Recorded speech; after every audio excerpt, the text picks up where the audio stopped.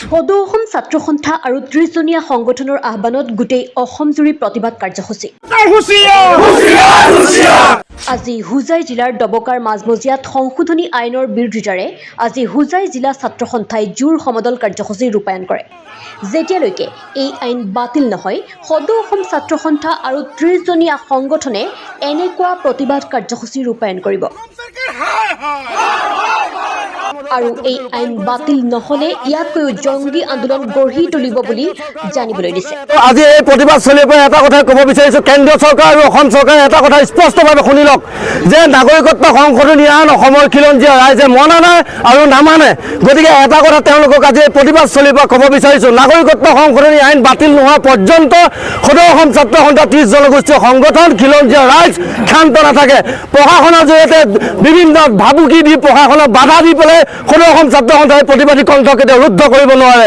গতিকে আমি কেন্দ্ৰীয় চৰকাৰ আৰু অসম চৰকাৰক সকীয়াই দিব বিচাৰিছোঁ, নাগৰিকত্ব সংশোধনী আইন বাতিল নোহোৱা পৰ্যন্ত সদৌ অসম ছাত্ৰ সন্থা সদৌ হুজাই জিলা ছাত্ৰ সন্থাই প্ৰতিবাদ সাব্যস্ত কৰি যাব।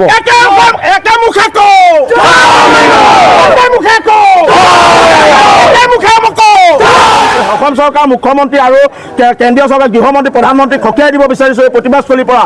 যদি অতি শীঘ্ৰে নাগৰিকত্ব সংশোধনী আইন যদি বাতিল নকৰে তেনেহ'লে সদৌ অসম ছাত্ৰ সন্থাৰ লগতে ৩০ জনগোষ্ঠীয় সংগঠনে ইয়াতকৈ জংগী আন্দোলন কাৰ্যসূচী ৰূপায়ণ কৰিব। আৰু ছাত্ৰ সন্থাৰ স্পষ্ট কথা, আইনী যুঁজৰ লগতে ৰাজপথৰ আন্দোলন আমি আগবঢ়াই লৈ যাম। ইয়াত প্ৰশাসনে আমাক বাধা দি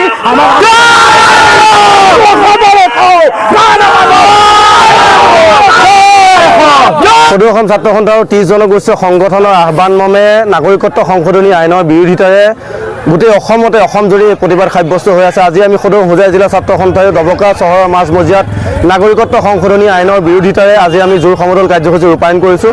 আৰু ইয়াৰ পৰা আমি কেন্দ্ৰীয় চৰকাৰ আৰু অসম চৰকাৰক এটা কথা সকীয়াই দিব বিচাৰিছোঁ, অসমৰ খিলঞ্জীয়া জনগণে মানা নাই যে নাগৰিকত্ব সংশোধনী আইন। গতিকে সদৌ অসম ছাত্ৰ সন্থাই কোনো কাৰণত মানি লোৱা নাই, অনাগত সময়তো মানা নাই। গতিকে তাৰ পৰিপ্ৰেক্ষিতত আজি সদৌ হুজাই জিলা ছাত্ৰ সন্থাই ডবকা চহৰৰ মাজমজিয়াত আজি এই জোৰ সমদল কাৰ্যসূচীৰে পুনৰবাৰ কেন্দ্ৰীয় চৰকাৰ আৰু অসম চৰকাৰক সকীয়াই দিব বিচাৰিছোঁ যে নাগৰিকত্ব সংশোধনী আইন বাতিল নোহোৱা পৰ্যন্ত সদৌ অসম ছাত্ৰ সন্থাই প্ৰতিবাদ কাৰ্যসূচী ৰূপায়ণ কৰি যাব।